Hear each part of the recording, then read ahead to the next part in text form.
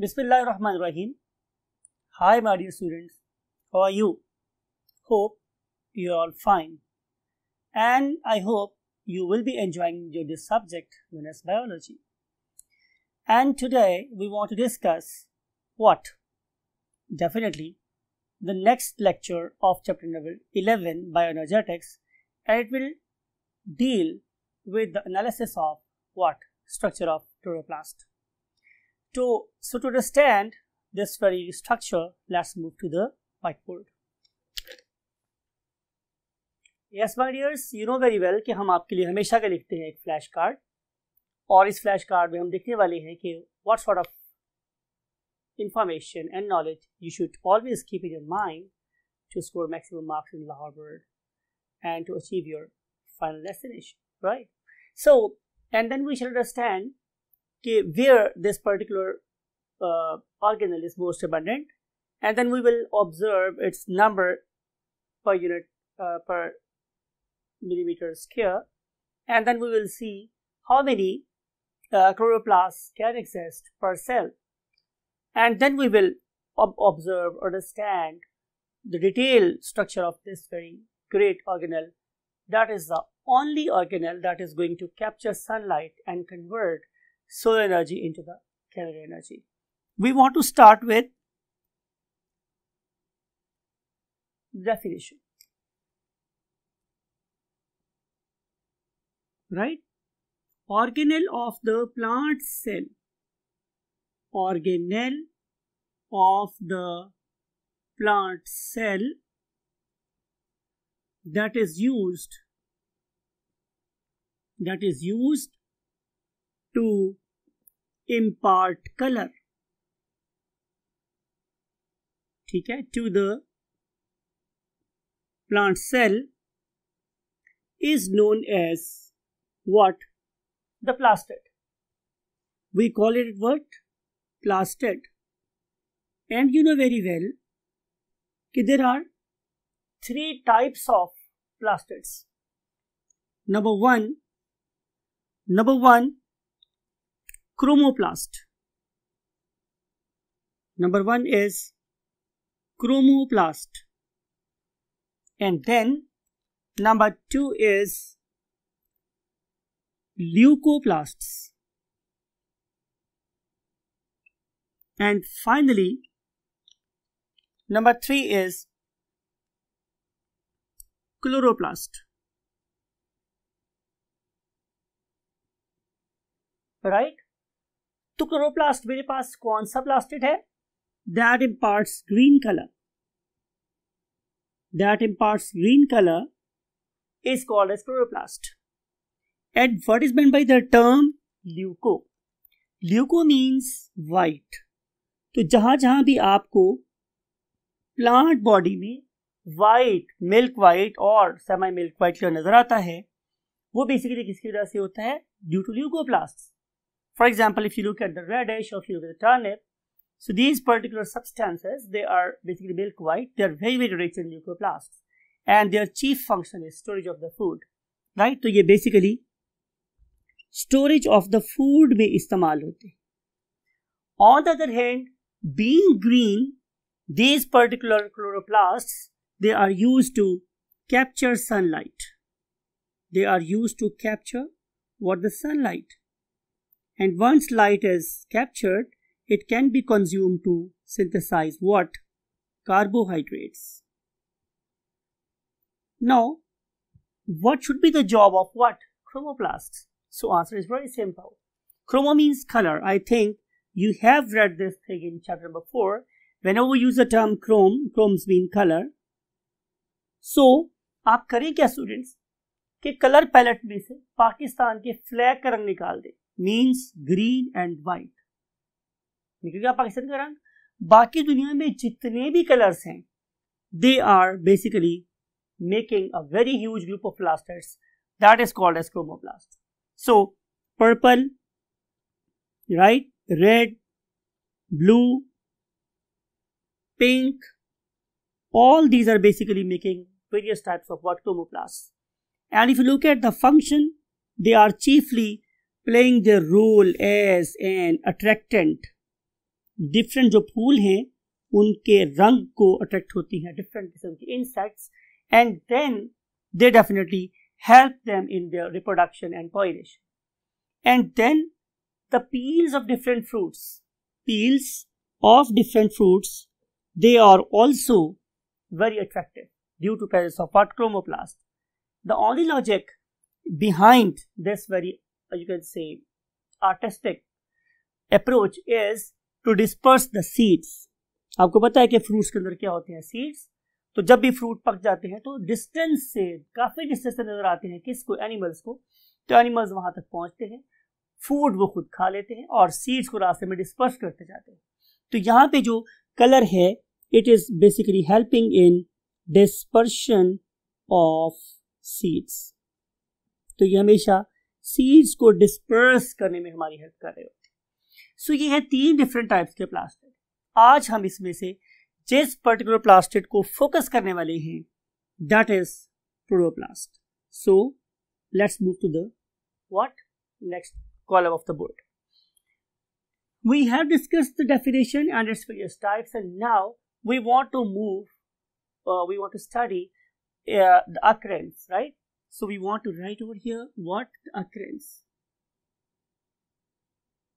अगर मैं occurrence की बात करूं, my dear students, तो they are present in all parts of the plant body. ये तो हर जगह पाई जाती है. ये तो डायग्नोस्टिक फीचर है मेरे प्लांट का कि उसके पास प्लास्टिड प्रेजेंट होगा.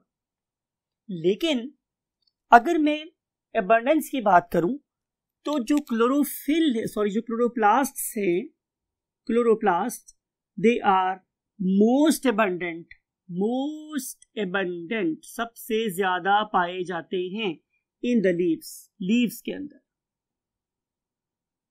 राइट? लीव्स में पाए जाते हैं. सो ये भी डिस्कस हमने कर लिया कि they are most abundant in the leaves. अब अपने करना स्टूडेंट्स क्या है कि यहाँ पे हम एक डायग्राम बनाएंगे.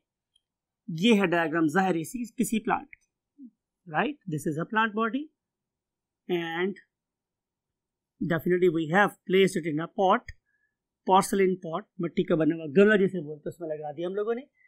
And now we want to pluck a leaf from the stem and then we want to see what is basically lying inside the leaf. So look at this is a leaf, right?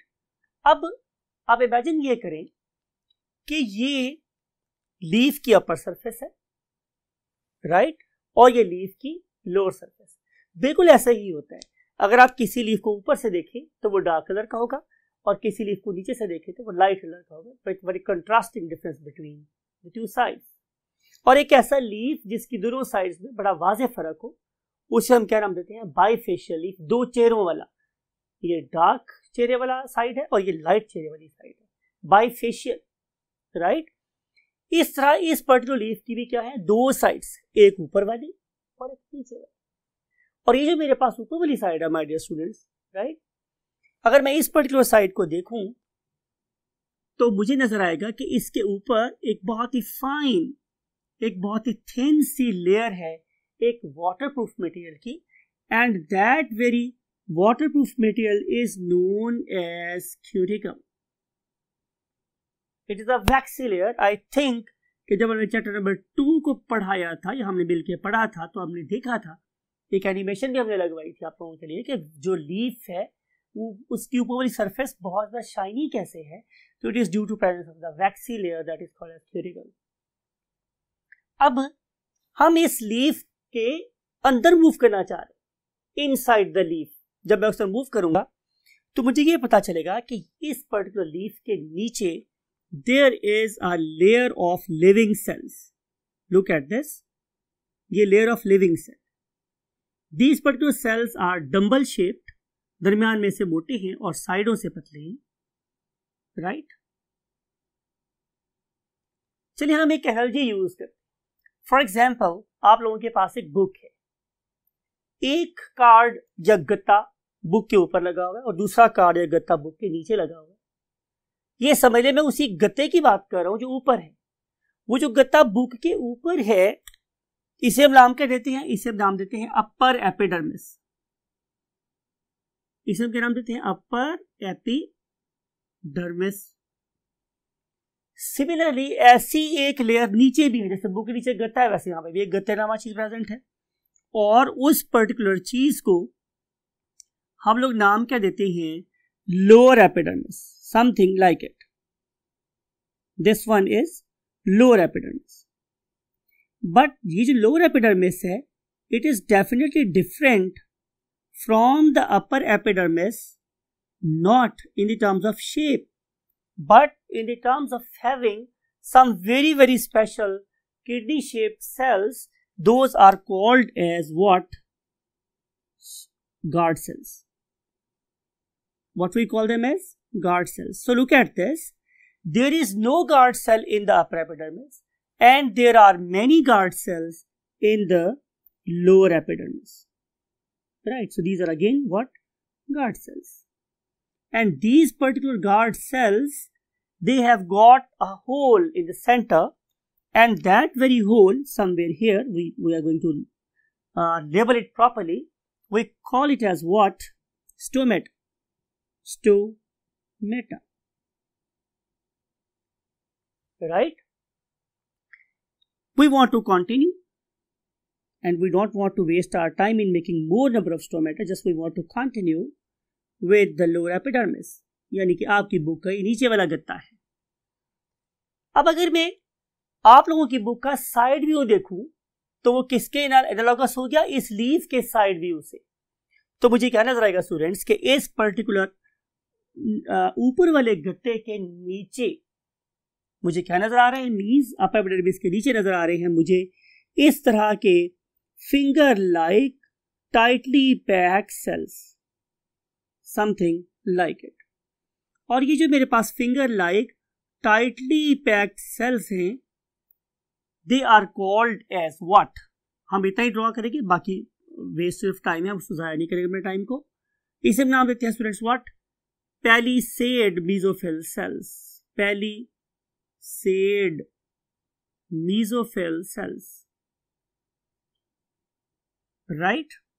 अब इन palisade mesophyll cells के नीचे loosely packed cells होते हैं, and they are oval in shape, for example, although they don't have definite shape, but we can call it as oval shape, and they are basically having what? Very large intercellular spaces. And these particular cells जो यहाँ से यहाँ तक पाए जा रहे हैं, we call them as what? Spongy mesophyll cells.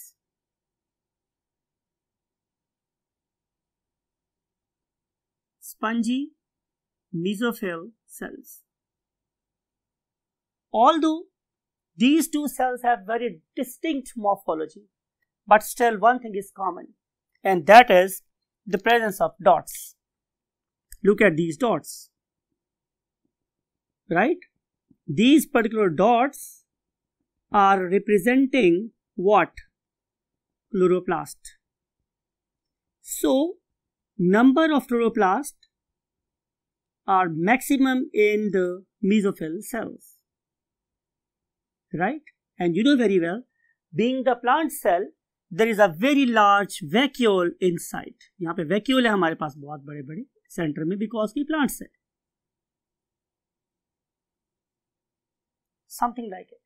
So this particular thing is called as vacuole,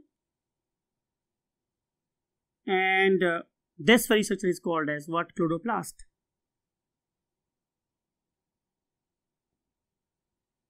Got the point? Same sort of dots are also present in what? Palisade mesophyll cell. But if you look at the number of these particular dots, they are much higher in these particular cells. Right? अब अगर मैं ये देखूं कि मेरे पास कितने होते हैं, क्या number of mesophyll cells per unit area, तो आपको पता चलेगा कि ये बहुत ज्यादा है, यानी कि ऑलमोस्ट 500,000 पर व्हाट मिलीमीटर स्क्वायर एरिया में 500,000 सेल तक हो सकते हैं। अब अगर मैं इनमें से हर एक सेल के अंदर झांकूं तो मुझे पता चलेगा कि अप्रोक्सीमेटली मेरे पास 20 से लेके 100 तक ये वाले डॉट्स हो सकते हैं पर सेल। तो आप इमेजिन कर सकते हैं कि कितने रिच हैं ये वाली लेयर्स किन में, क्लोरोप्लास्ट में, राइट। अब हम करेंगे क्या स्टूडेंट्स, कि अब हम इसमें से एक इंडिविजुअल सेल को ड्रॉ करते हैं और देखेंगे इस इंडिविजुअल सेल के अंदर हम फर्दर क्या चीज फाइंड कर सकते हैं। Look at this my students, we are going to draw a mesophyll cell. ये मेरे पास एक मीसोफिल सेल। आपको पता है कि हमारे पैलिसेड मीसोफिल सेल में भी और स्पंजी मीसोफिल सेल में भी क्या प्रेजेंट होते हैं, chloroplast. And you know very well कि हमने डिस्कस किया था कि these particular chloroplast they are basically lying in peripheral position. ये साइडों पे प्रेजेंट होते हैं और इसके सेंटर में यू नो वेरी वेल कि यहाँ एक बहुत बड़ा क्या होता है, वैक्यूल। जाहिर है यहाँ पे हमारे पास दो चीजें प्रेजेंट है, सेल वॉल भी प्रेजेंट है और सेल मेम्ब्रेन भी प्रेजेंट है because it is a plant cell. और ये जो मैंने डिस्क शेप स्ट्रक्चर्स यहाँ बनाई हैं, these are basically called as what, chloroplasts. तो आए हम अब इस पर्टिकुलर क्लोरोप्लास्ट को डिटेल से स्टडी करते हैं। जब हमने स्टूडेंट्स क्लोरोप्लास्ट को आइसोलेट किया और उसके बाद हमने उसकी फर्दर एनालिसिस किया तो हमें ये पता चला कि इस पर्टिकुलर क्लोरोप्लास्ट की दो मेम्ब्रेन्स हैं, राइट। एक है इसकी बाहर वाली मेम्ब्रेन, आउटर मेम्ब्रेन, और एक है इसकी इनसाइड मेम्ब्रेन, दो मेम्ब्रेन, राइट। मैं लिख रहा हूं आप लोगों के लिए कि ये इसकी outer membrane, outer membrane of chloroplast, right. And inner one, और जो अंदर वाली मेम्ब्रेन है, what is it's name, inner membrane of chloroplast. ये क्लोरोप्लास्ट की इनर मेम्ब्रेन, राइट। अब इन दो मेम्ब्रेन्स के अंदर एक खाली जगह है, दिस होल कैविटी, ये सारी जगह, जैसे मैं अक्सर बोलता हूं क्लास अपनी में, आपको भी बता रहा हूं कि समझ लीजिए क्लासरूम है। इस पर्टिकुलर क्लासरूम में ऑल अराउंड वॉल्स है, नीचे फ्लोर है और टॉप पे रूफ। तो इन चार दीवारों और फ्लोर और रूफ के दरमियान में बेसिकली एक कैविटी है जहां डेफिनेटली माय डियर स्टूडेंट्स आप लोग बैठे हुए हैं। उस पर्टिकुलर कैविटी को हम लोग क्या नाम देते हैं, स्ट्रोमा। सो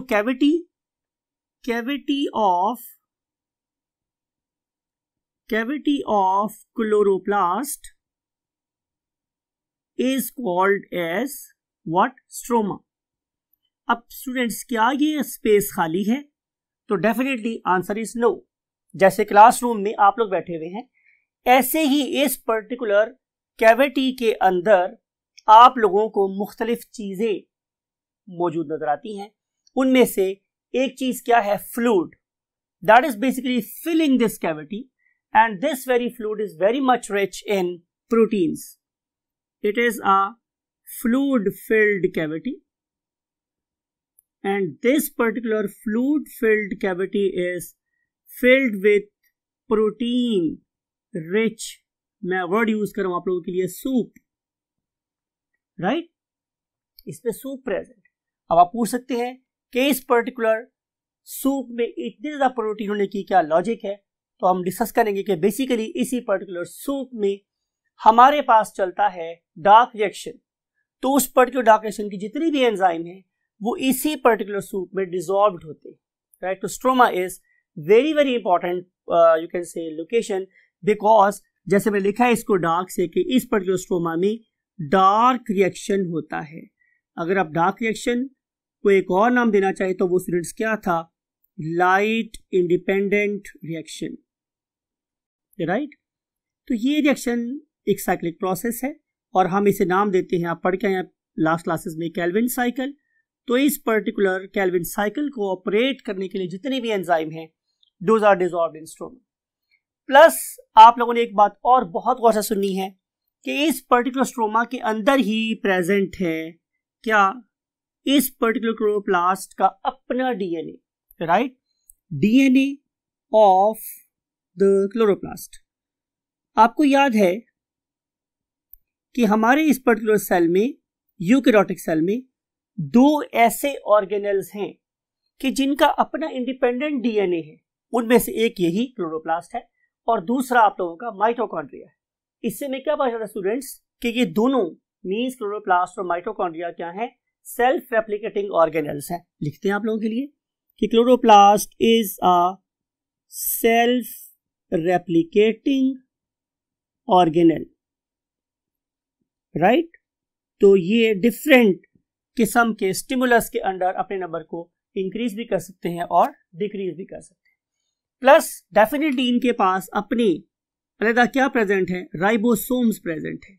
और you know the importance of ribosomes, के राइबोसोम्स इस पर्टिकुलर एंडोसिम्बायोट प्रोकैरियोट को क्या कर रहा है, प्रोटीन बना के दे रहा है। तो ये ribosomes they are basically making proteins for the chloroplast. तो इसका अपना डीएनए भी है और इसकी अपनी प्रोटीन सिंथेसाइजिंग मशीन्स भी, राइट। अब हम देखते हैं कि इस पर्टिकुलर फ्लूइड फिल्ड कैविटी में इस प्रोटीन रिच सूप के अलावा क्या है। तो मुझे नजर आता है कि इसके अंदर हमें मेम्ब्रेन का एक वेल कनेक्टेड इंट्रिकेटेड सिस्टम नजर आता है इसके अंदर लगा हुआ। यानी कि अगर आप लोग इसको बिल्कुल फ्लैट वे में देखेंगे तो वो आप लोगों को कुछ इस तरह की लाइंस, इस तरह की डार्क लाइंस आपस में ऐसे ऐसे कनेक्टेड नजर आती, राइट। लेकिन जब हम इस पर्टिकुलर स्ट्रक्चर को और फर्दर डिटेल में जाके देखते हैं तो मुझे पता चलता है स्टूडेंट्स कि बेसिकली ये जो एरियाज मुझे क्रॉस सेक्शन में ऐसे नजर आ रहे हैं, इरेज कर रहा हूं आप लोगों के लिए, कि ये बेसिकली स्टैक्ड मेम्ब्रेन्स है। अब हम इसको 3D व्यू में जरा डिटेल से ड्रॉ करके देखते हैं कि समथिंग लाइक इट, कि जैसे ये एक सॉसेज है, ये समथिंग लाइक इट, ये एक सॉसेज, इसके नीचे एक और सॉसेज या प्लेट है, उसके नीचे एक और सॉसेज या प्लेट है, उसके नीचे एक और सॉसेज या प्लेट। इसको समझाने के लिए मैं आमतौर पे एग्जाम्पल लेता हूं किसी चावलों वाले गोदाम की या चीनी वाले गोदाम की या गंदम वाले गोदाम की। आप देखते हैं कि उस पर्टिकुलर गोडाउन में, उस पर्टिकुलर गोदाम में जो आटे और चीनी या चावलों की बोरियां एक दूसरे के ऊपर रखी हुई होती हैं हम लोगों ने, तो बिल्कुल ऐसे ही ये भी स्टैक्ड मेम्ब्रेन फिल्ड वेसिकल्स हैं। मैंने आपको हमेशा बताया वेसिकल क्या होता है, a cavity that is bounded by a membrane. जैसे कि फॉर एग्जांपल आपके पास सिंपल शॉपिंग बैग हो और शॉपिंग बैग को आप इन्फ्लेट कर दे, वो फूल जाएगा। Now it is a air filled vesicle. तो यहां पे भी ये क्या है, वेसिकल्स है। ये वेसिकल दूसरे के ऊपर रखे हुए, राइट। इन पर्टिकुलर वेसिकल्स को देखा जाए तो they are not existing independently, right. ये वाले जो वेसिकल्स हैं ये क्या करते हैं हमारे स्टूडेंट्स, ये आपस में कनेक्टेड है, something like it, something like it, ऐसे कनेक्टेड। इस पर्टिकुलर स्टैक को, इस पर्टिकुलर स्टैक ऑफ मेम्ब्रेन को हम लोग क्या नाम देते हैं स्टूडेंट्स, ग्रेना। तो एक ग्रेना ये है, एक ग्रेना ये है, एक ग्रेना ये है। इस पर्टिकुलर ग्रेना में से की जो एक सैक है, एक सिंगल सैक, इसे हम लोग क्या बोलते हैं स्टूडेंट्स, व्हाट, ग्रेनम, राइट। और ये जो चीजें इनको आपस में लिंक कर रही हैं, जोड़ रही हैं, इन्हें हम नाम देते हैं व्हाट, इंटरग्रेना। इंटरग्रेना कि ये दो ग्रेना को आपस में जोड़ने वाली कोई चीज है, राइट। तो इस तरह की numerous stacks, they are basically occupying what, the lumen of what, chloroplast. एक लूमेन वो है जिसमें ये पर्टिकुलर ग्रेना है। अब मैं बात कर रहा हूं एक और लूमेन की जो बेसिकली इस पर्टिकुलर सैक के अंदर है। It is lying inside the sac, it is the lumen of granum. ये ग्रेनम का लूमेन है। तो ये जगह क्या है, जैसे स्ट्रोमा बोलते हैं, ये basically lumen of chloroplast. So don't confuse these two cavities with one another. Chloroplast की कैविटी का नाम है लूमेन ऑफ क्लोरोप्लास्ट और ग्रेनम की कैविटी का नाम है लूमेन ऑफ द ग्रेनम। ये दो डिफरेंट चीज। अब इस पर्टिकुलर ग्रेनम को अगर मैं फर्दर मैग्नीफाई करके देखूं तो मुझे क्या पता चलेगा कि इस पर्टिकुलर ग्रेनम के बाहर एक very very special membrane. Remember my dear students, ये वाली मेम्ब्रेन डिफरेंट है और वो मेम्ब्रेन जो बेसिकली ग्रेनम को इनक्लोज कर रही है वो different membrane. How it is different? Because this particular membrane have got some special additions. वो जो स्पेशल एडिशंस हैं, they are playing a very very key role in the light reaction. चूंकि ये वाली एडिशंस कहां प्रेजेंट हैं? सिर्फ और सिर्फ थैलेकॉइड मेम्ब्रेन पे, इसलिए लाइट रिएक्शन सिर्फ और सिर्फ ग्रेनम में हो सकता है। राइट? आइए हम इस पर्टिकुलर मेम्ब्रेन का नाम लिखते हैं। Name of this very granum is called as thylakoid. बहुत से लोग इसे थैलाकॉइड भी बोलते हैं, but in fact it is thylakoid. Thylakoid, thylakoid membrane, right? Membrane that encloses the granum is called as thylakoid membrane, and this particular thylakoid membrane, it has got a lumen inside. इसके अंदर एक lumen है, there's something like it, and this particular lumen is filled with what? Different precursors of light and dark reactions. Precursor का मतलब होता है mother molecules, वो यहाँ पे प्रेजेंट है। और इस पर्टिकुलर मेम्ब्रेन के साथ जो चीजें अटैच हैं उसको हम क्या बोलते हैं स्टूडेंट्स? Look at this. कोई चीज यहां अटैच है, for example that spans through this membrane, इसके आर पार गुजरी हुई है, इसे नाम देते हैं फोटोसिस्टम।